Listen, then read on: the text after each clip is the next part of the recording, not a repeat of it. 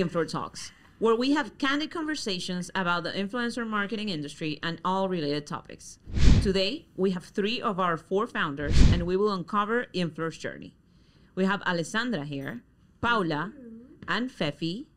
So, guys, let's start to talk about how did Influur started in CNN a couple of years back. Tell us a bit about how those brainstorming sessions started, about what was it from the influencer economy that led you to choose to have a business based on it. Okay, let's start to talk about it. So number one, we didn't have, when Influur started back then, Pau and I, we were working at CNN. Pau was my mentor at CNN. When I joined CNN, I knew nothing about what I was doing. And Pau was the one that guided me, and she was the hard one there.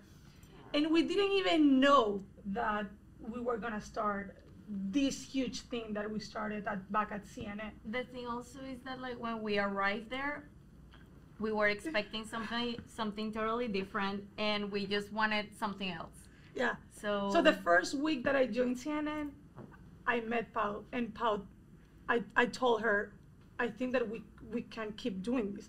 This is not an environment for us. And at that moment, we knew that we wanted to build something.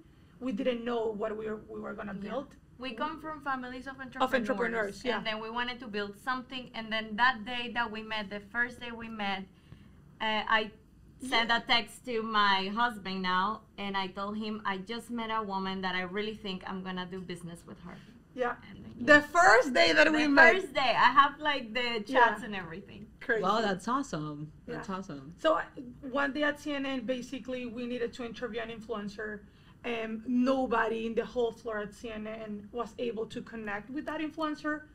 And for us was mind-blowing because we live social media. We were the youngest, always in the teams at CNN. And I remember this one girl, Vero, she approached us saying, girls, you are, the youngest in the team. How can I get connected to this influencer? And we're like, oh yeah, give me the phone. And then we see the influencer has 10 million followers. There's no way that this guy's gonna respond to us. And then I called Fefi, who is my best friend from college. And she's, of course, an amazing influencer. And that's how I told Fefi, you need to help me. It's my job. You need to help me to get this influencer. We're going live with him. And that's how the problems, that's how we started seeing the problem. I also remember that you told me how easy it was for you both, to contact a president, the Mexican president, but it was impossible to connect with influencers. Because the thing is that same morning that at night they needed the influencer, in the morning we literally had an interview with Vicente Fox, and we called his PR and whatever, and then at night, no way CNN could not reach out the influencer. So yeah. And that's how it started. Yes. Then my sister, who's another co-founder, she was working in another huge tech big company, and for her it was really hard as well to get connected with influencers at that time.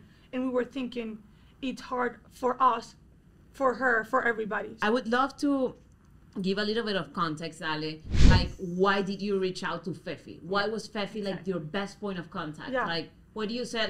It's a no-brainer. It's Fefi. Yeah, she's the only influencer that I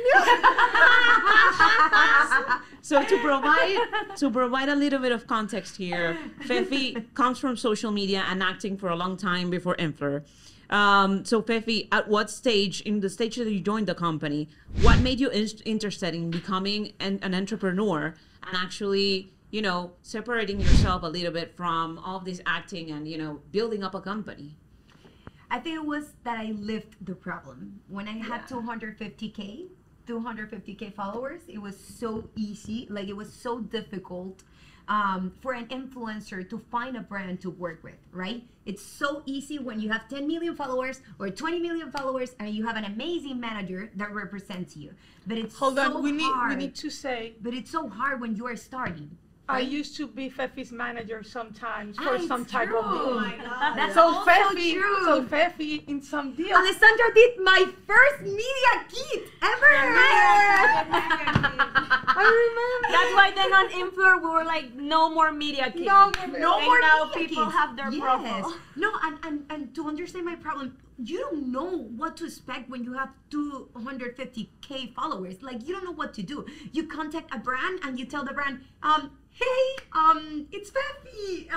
Can I do one story for $100? You don't know how much to charge for something. You don't know how to get in contact with the brands, to send a DM. So it was so difficult. And I wanted to grow. I wanted to have deals with brands, but I was living the problem so hard. So I think that's why we found the perfect solution. I thing love also- They that. lived the problem. I lived the problem as Yeah. an influencer, and then The things that we knew brands needed it, but we did not know anything about the creator side. Fefi told us all of the problems, and we were like, "This is a no-brainer. We need brands to go that ahead don't and do pay it." you, we don't get the money. The they don't perfect send you partnership. Everything. The perfect partnership.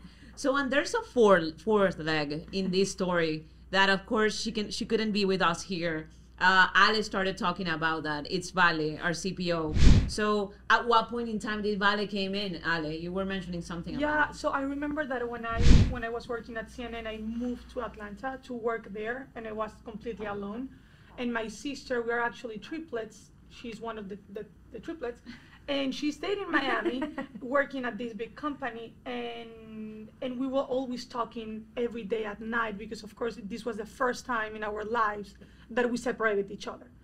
And we were talking that night, and I'm like, I told her we couldn't get connected with these influencers, and she was like, Ale, we're opening a huge store in Argentina, and my marketing team is saying that we can't get connected to these influencers.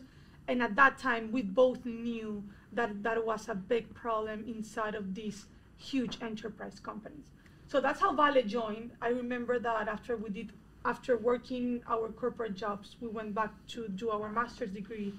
And I remember Vale did this master's in data science, and she was receiving offers from Deloitte and 200K and above. And I remember that I had a hard conversation with her, and I told her the only moment in our life that we were gonna be able to start something without risk a lot, it's going to be this time. And so she refused all the job offers, and we decided to start Influur. I love it. So, guys, basically that's in a nutshell how Influur was born. Ladies, so taking into consideration the people that are hearing us are mostly marketers, I would love for you to explain to us what's Influur's vision. Like, what's that thing that Influur would like to achieve, and that has evolved through the years, and that we definitely want to be in, let's call it 5-10 more years. Yeah. What do we want to do for them? Yeah, so I would say that for most marketers, whenever you need, let's say that you need a logo or you need something really quick for your team in marketing, you have different type of websites that allows you to do that really quick, right? If you need, right now, a competitor's analysis, you go to Upwork and you find somebody that can do it for you. If you need a logo, you go to Fiverr. If you need anything in your marketing space, you have different platforms that allows you to do that relatively easy. For influencer marketing, I bet that you don't have a platform to do that easy. If you need to launch a new product by next week, what are you doing? You need to get your team ready, get the influencers, you don't know which ones to choose, or either get to an agency that have, limited talents. So for us, it was really important to build a platform that it was easy for you as a marketer to find and work with influencers in less than 24 hours. That's our mission. So that's a bit of what we're trying to achieve. I love it, and the beauty of it is also that it, of course, we do this huge impact.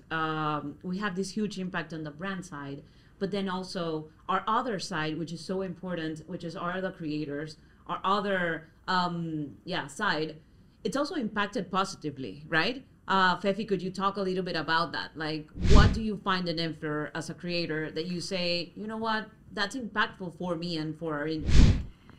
There's a big problem for the creators right now that they constantly leave, is that we don't have a constant income, right? Like a constancy in our income every Consistent month, income. consistent, like taking the money every month, paying the rent, paying the car, but we still have to pay everything, right? So for me, it was that, like, having a place where you can have unlimited job opportunities, see job opportunities that are for you. It was also a little unfair when I finished the university. As I mentioned, I had 250K at that moment, and I didn't know what to do with those followers. So on Influur, for the first time ever, creating a content is not anymore a hobby. This is a real job, and you find job opportunities. You find real job opportunities on a platform for creators, and that's Influur. So I think that was a problem. And also another thing that made us unique is that I showed the platform to most of my friends, like Eva Luna, Camilo, also Sebastián Villalobos, Mario Ruiz, Kajay Poche, and they were, oh my god, like I would have loved to have something like Influur whenever I started, and I didn't know anything. I didn't know a platform. I didn't know anything. I didn't know what to do. I didn't know how to communicate with brands. And finally, we also had the approval of the creators, like the people that invented the word influencer, at least in Latam, like Juan Pazurita, Kajay Poche, everyone. They approved our concept. So also that was incredible. Yeah, And also that same experience we had in California, right? Like we went to California, we traveled there, and then we encountered many influencers that had that same, let's call it product market fit. Like they were amazed by the product. They were amazed by how they could use the product and then find, of course, consistency in jobs. So having a business nowadays is extremely hard. What has been the biggest challenge for each one of you when it comes to bringing Influur to where it is right now? That's Go. I The biggest think challenges. one of our great advisors once, she told us something that I think nobody forgot after that she told us what you're gonna need from point A to point B is not the same of what you're gonna need from point B to point C. So understanding when you're crossing that point from, let's say now that we're crossing from A to B, and understanding exactly what you need to your next goal or next achievement, I think, and that you need to adjust really quick and learn really quick, I think for me that has been the greatest challenge. Yeah. Also the fact that we are all first-time founders. It's the first time that we created a startup. It's the first time that we're building a team. There are a lot of hard moments as well. Dealing with a team that you don't know how to do it, you don't know where to go, but you have a vision, you have a purpose, you have a mission, and you have a passion to do it. That's all that moved the four of us. Yeah, for example, starting with something that was a dream, like we literally started doing everything on PowerPoint, on like pages, and then like honestly having to deal with millions of dollars, having to check where those things go to, like the brands deals, the big personalities that we deal with, and having everything under control has been a ride. Paula talks as the chief operating officer. As She you talks know, about operations. as you might know. I mean, that has been crazy, guys. Let's get into the juicy details. Okay. So I don't know. I think I ambushed you because I don't know if you guys know that this podcast is actually called "What We Never Told Anybody About Our Startup." Oh, okay. So there you go. I want you to tell us one thing, more than a challenge, one of the best stories that you have in this journey on building Influur. Ale, let's start with I you. think so. Something very funny. That for me was mind-blowing. I remember that we were closing our seed extension Round. end of last year, beginning of this year, and I think that we had like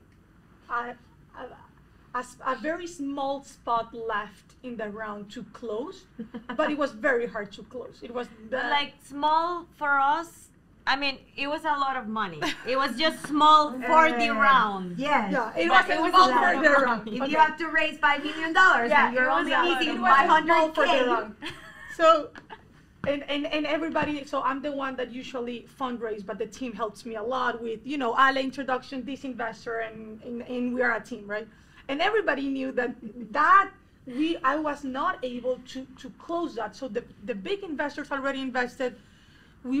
Of course, economy, macroeconomic environment, everything that is happening in tech. And I remember Pau, she called me one day, Ale, I have the money that it's left. We close the round. And I'm like, but from where, Pau? Are you sure? Like, from where are you getting the money? What happened is that I was working at the office, and then this random person came up to me and started asking me about the app, because they downloaded the app, but they were having a problem in the app, and there was a bug, and I did not understand the bug at all, so I actually had to go to our CTO and ask what the bug was. And then while he was figuring out what to do with the bug, I started talking to the guy, and we started knowing each other. And since it took a little bit too long, we could not fix the bug actually. So then we had to exchange numbers. At that moment, In that moment, yes, we yes. fixed No, the bug boxes. is totally Big bugs. No, so then I was like, give me your phone number so then I can text you and I can check on, on the bug and stuff.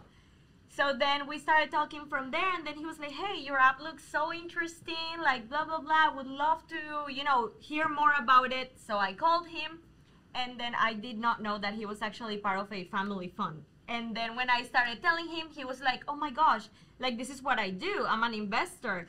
And then I'm like, well, like, the round is about to close, and I just have like $300,000 left, and if you don't invest on it, then like you're out. You missed and then the opportunity. he was like, just give it to me. Like, no, I'm gonna invest. And then I called Ale, like, we close it, girls. No, I called Ale, and I was like, Ale, were we missing 300 or were we missing more? And then she was like, no, 300. Okay, I got it. That's incredible. And another fun fact about that is that our address, so this guy was able to come to the office because our address is available online. Like, our office address is available online. That's So right. sometimes it happens that we get influencers coming to the office because they also have a book, or because they have just a question on how to do something, right? Which is True. Okay, Which one is time funny. that happened That's to me. funny too. Yeah, I that's was so at the funny. office also. So I'm operations, so things come to me usually. If they don't know where to go, they come to me. So then this girl just like randomly appeared, and I was at a meeting, and then someone from our team was like, hey Paula, like, can you go talk to this girl? And then it was an influencer who had a bug, but since she lived like on the building next door, she was like, I'm just gonna go visit Influur and ask about the bug and see if they can solve it. So we have a picture and everything with her. It was like the first person that ever went for a bug. Yeah. So bugs are So normal, funny. guys. Other fun stories, I think, when you have brands, and I have mentioned the competition in a meeting with a brand. Do you remember that time when we went to this office in Brickell, right? Where we had so we were in the middle of the table with all the representatives, con todos los representantes, and we were like, oh yes, it's because this app do it better, and it was the competitor, like the competition. Oh my God, I was so sorry. I Something couldn't funny believe it. is that when we kind of know, like, and that's the cool part about being four, and we know what the other is kind of, at this stage, we already know what the other one is thinking. So when we see that the other one is about to do like a mistake or something, then the other one runs and fixes it, and then I'm normally the one that talks the most, and the mistakes. It's so funny. That's funny. That's incredible, guys, girls. So one last question: when it comes to campaigns, what has been like the best campaign, the campaign that you've highlighted the most, and what was the experience from that client? What did they tell you? What was the feedback about working with Influur? Yeah. I think we have several, Yes. but I think there are maybe two cases that were like huge for us. One, it was an e-commerce in Colombia, and the other one is a huge enterprise in the US. And Huge client, for big those name. for those that don't know, Big. Influur operates in the whole Latin America and in the United States. So we get to see both cases and both scenarios at the same time. So I will start maybe with the big one, the US one. And this brand, they wanted to do a campaign pre-holiday, so it was around like September, October. The second half of the year is the hottest time of the year. So right now we are Q2. the hottest time of the year because everybody is on top of marketing campaigns right now, on top of TikTok, to make sure you have the customer very hot when it comes to buying in the holiday season, on Thanksgiving, on Black Friday. Everything happens on H2, second half of the year. So this brand comes to us last year with a very huge budget. It was $500,000. They were launching a new product in the United States. They had a lot of competition, so we needed to do this very right. And I think, Fefi, you can take her from there because she's the queen of, the TikTok, because it was viral on TikTok. It was viral on TikTok. I think we chose the right creators, $500,000 as Ale was saying, 89 creators in the US. At the beginning, the budget, just asking the creators, when you call a creator and you ask for one reel, one TikTok, and you mention the brand, of course, they will charge you the most amount that they can say at that time. So if they charge $2,000, they will say, no, this is a big brand. Let me charge $10,000. But that's the beauty of Influur, is that the brand posts a job opportunity, and for the first time ever, the influencer have to adapt themselves to the budget that the brand has, right? So it was incredible because we were about to spend in a regular market, in a regular agency, they asked for the price and it would be, I don't know, 650K, I remember. But thanks to our technology, we posted the job, right? We put the money, okay, if they said, 12K for one reel, we said, okay, on the app, you have a job opportunity for $8,000. Do you want it or not? No. And they went and applied. That's the beauty of Influur. It's all about giving the brand also a little bit of leverage in that relationship. Yes. Right? You optimize your budget more than 100% using Influur. The thing is that on Influur, we have a lot of data. So we have seen creators that for one TikTok, they charge $1,000, and then for the exact same TikTok, they charge $12,000. So we have all this data, and we know how to optimize these prices with our technology for the brands. And something that we really want to make sure for the brands out there is that they can find on Influur a safe place that is transparent with pricing. Because pricing in influencer marketing, it's still a market that it's fragmented. Nobody knows exactly how much Fefi's TikTok costs. Like Fefi, and you can say this very transparent, like you will charge different, because I was your manager. Of course. So Fefi charged different prices depending on the brand. But actually for the brand, we all know that that's not fair. And also for the influencer, it's like, okay, in this place, I can find a lot of job opportunities. Not only one job opportunity, but it's more about quantity, right? Instead of course, a lot of quality in our jobs, but consistency income on Influur. So that's why they also adapt themselves to those budgets. They're good budgets, okay? It wasn't what they were expecting, but it's good because you're not gonna only take this brand, you will take all the brands that we have. Yes, and I think it's also a matter of, you were saying at the beginning of the conversation, they are not even they don't know for certain how to charge also. Sometimes they are like, okay, I might want to charge 10,000, but what if there are three other creators charging 8,000? So maybe where do I stand, right? So it also gives them a little bit of like a North Star where, okay, so brands are usually paying for a TikTok, this and that, so maybe I know what to charge and so on. No, influencer marketing is still so new, and there's so much gray area, and then that's what we're trying to standardize with Influur as well. And then, of course, we have all type of creators. We have like micro, macro. So it depends on the campaign that any brand will want to do.